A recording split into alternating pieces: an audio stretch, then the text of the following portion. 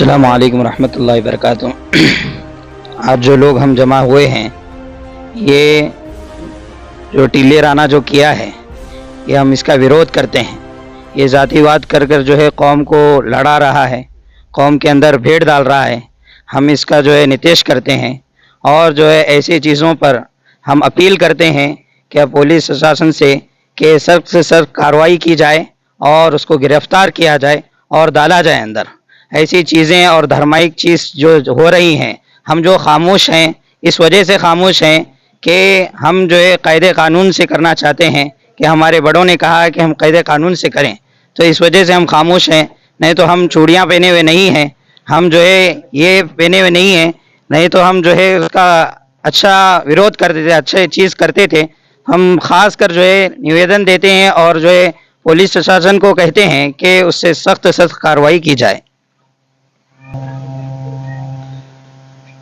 ये 1.5 फुटिया टिल्ल्या राना, इसको मैं हिंदी में नहीं बोलना चाहती हूँ क्योंकि इसको समझ में नहीं आएगा हिंदी।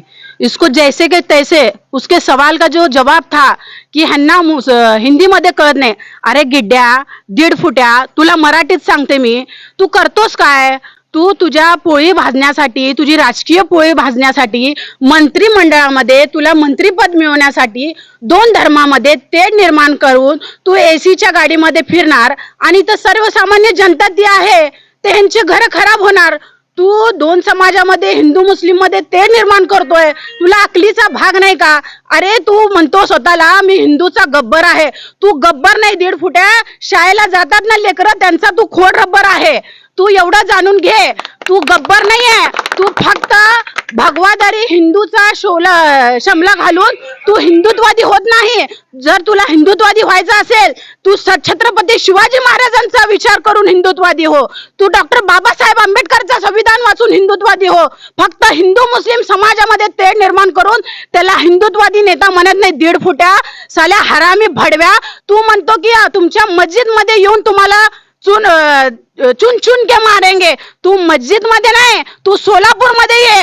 आज हे हार चपलीचा फक्त तुला इथं फोटो मध्ये टाकलाय, ही रेशमा मुल्ला सोलापूर मध्ये अडवून तुला चपलीचा हार घालवल्याशिवाय राहत नाही। हरामखोर, तुला कळणार नाही का? तुला अकलीचा भाग नाहीये का? नित्या गिड्ड्या, तुला जर मंत्रिमंडळ व्हायचं असेल तर अनेक विषय आहेत। बेरोजगारीच्या मुद्द्यावर तू विषय उचल, आमच्या बहिणीवर अत्याचार होत आहे त्यांच्यावर विषय उचल, आणि पोलीस प्रशासनांना तू बोलतोय, पोलीस प्रशासनांना तू टार्गेट करतोय, पोलिसांना म्हणतोय की त्यांच्या बायकोविषयी तू बोलतोय, त्यांना भेटू देणार नाही, त्यांचे तोंड दाखवू देणार नाही, आणि 24 तासाच्या आत तुमची खुर्ची खाली करू।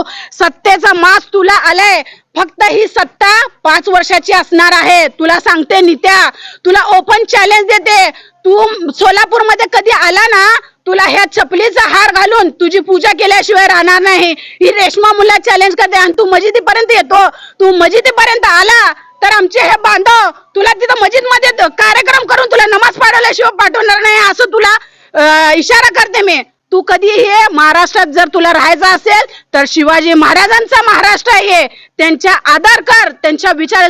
छत्रपती शिवाजी महाराजांनी 18 पगड जातींना घेऊन स्वराज्याची स्थापना केली।